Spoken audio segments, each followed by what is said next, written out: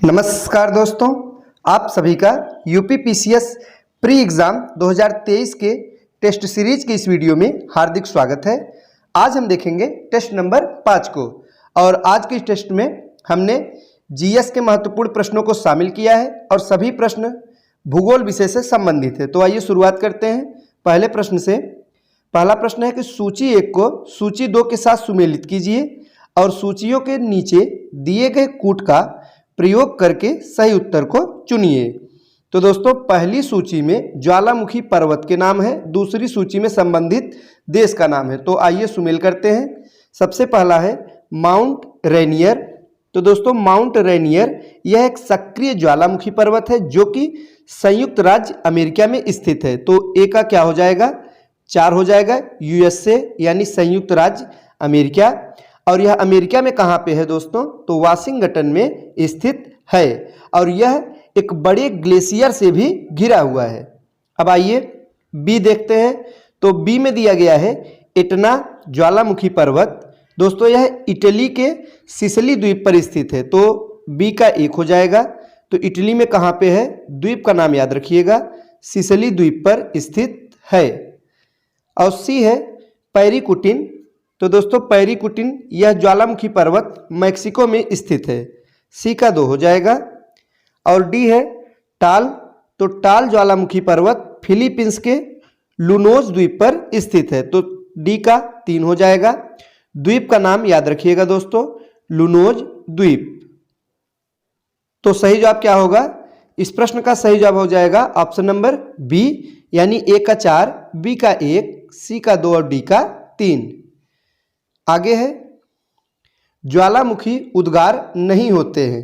तो किस सागर में ज्वालामुखी उद्गार नहीं होते, यह पूछा गया है। ऑप्शंस दिए गए हैं। ऑप्शन ए है कि बाल्टिक सागर में, बी है काला सागर में, सी कैरिबियन सागर में या डी कैस्पियन सागर में। सही जवाब होगा ऑप्शन नंबर ए, बाल्टिक सागर में। दोस्तों, बाल्टिक सागर में ज्वालामुखी उद्गार नहीं होते हैं और यह उत्तरी यूरोप का एक सागर है जो कि चारों ओर से जमीन से घिरा हुआ है।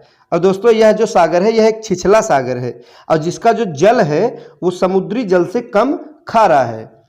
और इसके बारे में एक महत्वपूर्ण बात यह है कि यह जो सागर है यह एक कृत्रिम नहर द्वारा श्वेत सागर से जुड़ा हुआ है। आगे है परतदार चट्टानों के विषय में दिए गए निम्नलिखित कथनों पर विचार कीजिए। तो 4 कथन दिया गया है जो कि परतदार चट्टानों से संबंधित है और हमें यह बताना है कि उपरोक्त कथनों में से कौन सा सही है। पहला कथन देखते हैं, परतदार चट्टानें पृथ्वी की सतह पर जलीय तंत्र द्वारा निर्मित होती हैं। तो दोस्तों, ये बिल्कुल सही है। जो परतदार चट्टानें होती हैं इनका निर्माण पृथ्वी की सतह पर जलीय तंत्र द्वारा होता है। दूसरा कथन है कि परतदार चट्टानों के निर्माण में पूर्व विद्यमान चट्टानों का क्षरण सम्मिलित होता है। दूसरा कथन भी बिल्कुल सही है, पूर्व विद्यमान चट्टानों के क्षरण से इन चट्टानों का निर्माण होता है। तीसरा है कि परतदार चट्टानों में जीवाश्म होते हैं। बिल्कुल सही है दोस्तों, जीवाश्म परतदार चट्टानों में पाए जाते हैं। और चौथा कथन है कि परतदार चट्टानें विशिष्ट रूप से परतों में पाई जाती है। तो इसीलिए इन चट्टानों का नाम परतदार चट्टानें हैं क्योंकि इनमें परतें पाई जाती हैं। तो चौथा कथन भी बिल्कुल सही है। तो सही जवाब क्या होगा, ऑप्शन नंबर डी हो जाएगा। ये सभी जो चारों कथन दिया गया है, चारों कथन बिल्कुल सही हैं। आगे है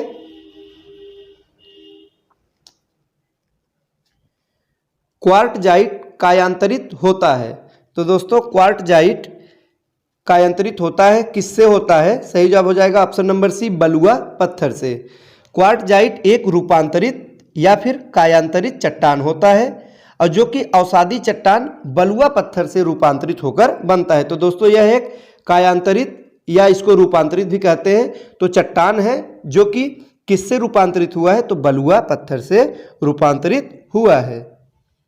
आगे है निम्नलिखित कथनों पर विचार कीजिए। पहला कथन दिया गया है कि अधिकांश मैग्मा द्रव, ठोस एवं गैस का मिश्रण है। तो दोस्तों, पहला कथन बिल्कुल सही है। जो मैग्मा होता है वो अधिकांशतः द्रव, ठोस एवं गैस का मिश्रण होता है। और दूसरा कथन है कि जलवाष्प एवं कार्बन डाइऑक्साइड मैग्मा में घुली प्रमुख गैसें हैं। तो जो मैग्मा होता है दोस्तों, उसमें जो प्रमुख रूप से गैसें घुली हुई होती है उनमें जलवाष्प एवं CO2 यानी कार्बन डाइऑक्साइड होता है। बिल्कुल सही है। और तीसरा कथन है कि बेसाल्टिक मैग्मा सिल्किक मैग्मा से अधिक गर्म होता है। तो तीसरा कथन भी बिल्कुल सही है। चौथा है कि परतदार चट्टानों के बीच क्षैतिज स्थिति में पिंडित मैग्मा को डाइक कहा जाता है। तो दोस्तों जो चौथा कथन दिया गया है ये गलत है। तो सही जवाब क्या होगा? सही जवाब हो जाएगा ऑप्शन नंबर ए। 1, 2 और 3 जो कथन दिया गया वो बिल्कुल सही है। अगला प्रश्न है, भूकंप के बारे में निम्नलिखित कथनों पर विचार कीजिए। तो पहला कथन दिया गया है कि भूकंप की तीव्रता को मर्कैली स्केल पर नापा जाता है। तो दोस्तों जो पहला कथन है वो बिल्कुल सही है।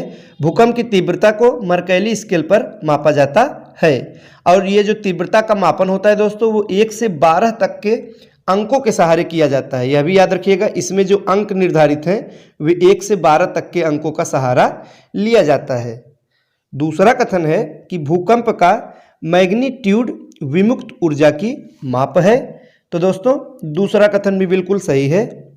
तीसरा है कि भूकंप का मैग्नीट्यूड भूकंपी तरंगों के आयाम के सीधे मापनों पर आधारित है। तो दोस्तों तीसरा कथन भी सही हो जाएगा। अब हम देखते हैं चौथा कथन। चौथे कथन में कहा गया है कि रिक्टर स्केल में हर पूर्णांक विमुक्त ऊर्जा के परिणाम में 100 गुनी वृद्धि का निदर्शन करता है। तो दोस्तों 100 गुनी नहीं करता बल्कि 10 गुनी वृद्धि का निदर्शन करता है। तो चौथा कथन गलत हो जाएगा। सही जवाब क्या होगा? Option number A. 1, 2 और 3 जो तीनों कथन दिया गया वो बिल्कुल सही है। आगे है, ज्वालामुखी पर्वत माउंट सेंट हेलेंस कहाँ स्थित है? तो दोस्तों सेंट हेलेंस पर्वत यह कहाँ पे स्थित है? ऑप्शन ए चिली, बी है जापान, सी फिलीपींस या डी संयुक्त राज्य अमेरिका। तो इस प्रश्न का सही जवाब हो जाएगा ऑप्शन नंबर डी संयुक्त राज्य अमेरिका। दोस्तों जो ज्वालामुखी पर्वत है माउंट सेंट हेलेंस यह संयुक्त राज्य अमेरिका में स्थित है। और इसकी ऊंचाई कितनी है? तो 2949 मीटर है। ऊंचाई भी याद रखिएगा, 2949 मीटर इसकी ऊंचाई है। अगला प्रश्न है, सुमेलित कीजिए। तो भौगोलिक स्वरूप और संबंधित देश से प्रश्न पूछा गया है। मरुस्थल पर्वतों के नाम है दोस्तों और वे कहाँ स्थित है इससे प्रश्न पूछा गया है। आइए देखते हैं। पहला है ग्रेट विक्टोरिया मरुस्थल। तो दोस्तों ग्रेट विक्टोरिया मरुस्थल यह ऑस्ट्रेलिया में स्थित है। और ऑस्ट्रेलिया में यह एक विशाल रेगिस्तान है जो कि ऑस्ट्रेलिया के अधिकांश भागों में विस्तृत है। तो ए का 1 हो जाएगा। बी है ग्रैंड कैन्यन। तो दोस्तों ग्रैंड कैन्यन यह USA में स्थित है यानी कि संयुक्त राज्य अमेरिका में है। बी का 4 हो जाएगा। सी है लेक विनीपेग। तो यह कहाँ स्थित है? तो कनाडा में है। सी का 2। और डी है दक्षिणी आल्प्स पर्वत। तो दोस्तों यह न्यूजीलैंड में है। डी का 3 हो जाएगा। तो इस प्रश्न का जो सही जवाब होगा वो है दोस्तों बी। आगे है, निम्नलिखित युग्मों में से कौन सा एक सही सुमेलित है? पहला है एबीसिनी पठार, अरब दिया गया है दोस्तों, ये गलत है। बी है एटलस पर्वत, उत्तर पश्चिमी अफ्रीका में स्थित है, यह बिल्कुल सही है। जो एटलस पर्वत है यह उत्तरी पश्चिमी अफ्रीका में स्थित है, अफ्रीका महाद्वीप में स्थित है और यह लगभग 2500 किलोमीटर क्षेत्र में विस्तृत है। तो इस प्रश्न का सही जवाब क्या होगा? Option number B. आगे है, विली विली क्या है? तो दोस्तों पूछा जा रहा है कि विली विली क्या है। तो विली विली यह एक उष्णकटिबंधीय चक्रवात है और उत्तर पश्चिम ऑस्ट्रेलिया का यह उष्णकटिबंधीय चक्रवात है। सही जवाब क्या होगा? Option number C. दोस्तों ऑस्ट्रेलिया के उत्तर पश्चिमी तट के समीप उत्पन्न होने वाले उष्णकटिबंधीय चक्रवात को विली विली कहा जाता है। तो याद रखिएगा, परीक्षा में यह पूछा जा सकता है। तो विली विली क्या है? यह उष्णकटिबंधीय चक्रवात है। अगला प्रश्न है, नीचे 2 वक्तव्य दिए गए हैं, एक को कथन ए, दूसरे को कारण आर कहा गया है। तो आइए देखते हैं कथन क्या है। कथन है कि भूमध्य रेखा के निकट के क्षेत्रों में वर्ष भर वर्षा होती है, बिल्कुल सही है। दोस्तों जो भूमध्य रेखा के निकटवर्ती क्षेत्र हैं वहाँ साल भर बारिश होती है। कथन बिल्कुल सही है। कारण है कि भूमध्य रेखा के निकट अधिकांश अपराह्नों में उच्च ताप और उच्च आर्द्रता के कारण संवहनी वर्षा होती है। तो दोस्तों कारण भी बिल्कुल सही है। तो सही जवाब क्या होगा? सही जवाब हो जाएगा ऑप्शन नंबर ए और आर दोनों सही हैं तथा आर ए की सही व्याख्या करता है। तो सही जवाब होगा ऑप्शन नंबर ए। अगला प्रश्न है, रेडियो तरंगों के विक्षेपण के लिए वायुमंडल के निम्नलिखित स्तरों में से कौन सा स्तर उत्तरदायी है? तो दोस्तों सही जवाब होगा ऑप्शन नंबर डी, आयन मंडल यानी आयनोस्फीयर, यह उत्तरदायी है। दोस्तों जो रेडियो तरंगे हैं उनका जो विक्षेपण है वो आयन मंडल से होता है। आयन मंडल इसके लिए उत्तरदायी है। तो सही जवाब होगा ऑप्शन नंबर डी, आयन मंडल। तो ये थे आज के महत्वपूर्ण प्रश्न। वीडियो अच्छा लगा हो तो लाइक करें। मिलते हैं अगले वीडियो में कुछ नए प्रश्नों के साथ। तब तक के लिए नमस्कार।